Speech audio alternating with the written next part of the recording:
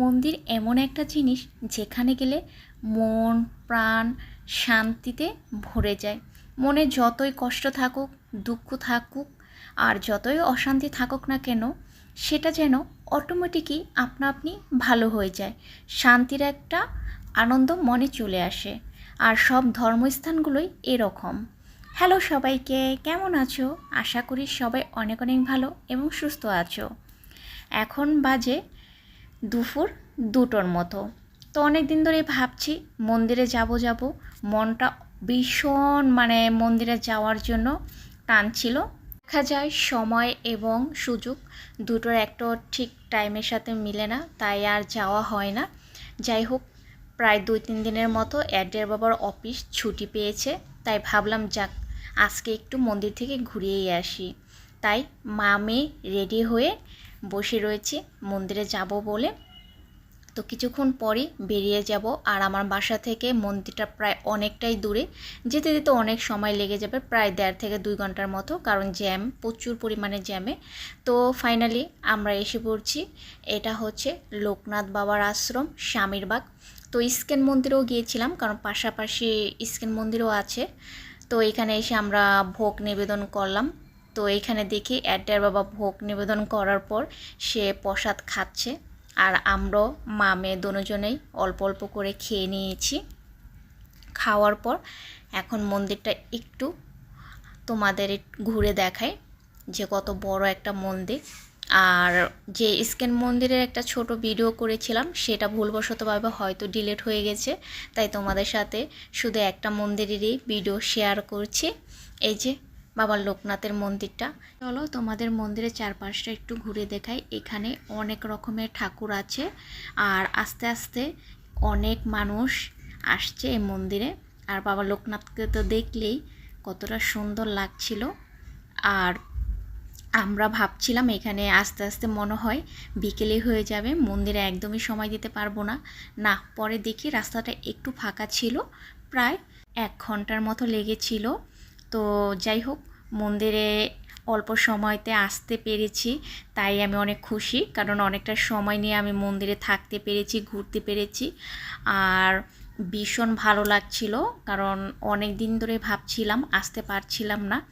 তো এখন আসার পর মনটা ভরে গেল, মনে অনেক বেশি শান্তি লাগছিল। আর সব ধরনের ধর্মস্থানগুলো মনে এরকমই হয়, যাওয়ার পর মনটা অনেক শান্তি লাগে আর ভালো লাগে। আর এখানে দেখছো লাল লাল সুতোগুলো বাঁধা, এগুলো যে যার মনের বাসনা নিয়ে এইখানে বেঁধে রাখে, হয়তো বা ইচ্ছাগুলো তাদের পূরণ হয়, সেই আশায় এখানে বেঁধে রাখে। যাই হোক, এই যে দেখো এখানে কত রকমের ঠাকুর আছে, মনসা ঠাকুর, রাধাকৃষ্ণ, বিভিন্ন রকমের এখানে ঠাকুর আছে, শিব আছে। এই যে দেখছো এটা হচ্ছে মা মনসা। তো আমি একটু ঘুরে ঘুরে তোমাদের দেখাই, তোমরা একটু দেখো। আর এখানে কিন্তু আস্তে আস্তে অনেক মানুষ চলে আসছে, আবার কয়েকটা জায়গায় কিন্তু পুজো চলছে। আর আমার বাসা থেকে মন্দিরটা প্রায় অনেকটাই দূরত্ব। আমি যেহেতু বাড্ডাতে থাকি, বাড্ডা থেকে এই স্বামীরবাগ রাজধানী আসতে কিন্তু অনেকটাই সময় লাগে না, বিশেষ করে রাস্তার জ্যামের কারণে অনেক সময় লেগে যায়। না হলে রাস্তা ফাঁকা থাকলে অল্প সময়তে দেখা যায় আধা ঘন্টা থেকে 40 মিনিটে কিন্তু আসা যায়। জ্যামের কারণে প্রায় এক সময় দেখা যায় 1.5-2 ঘন্টাও লেগে যায়। তো এখন তো প্রায় 4টা 4:30টার মতো বেজে গেছে।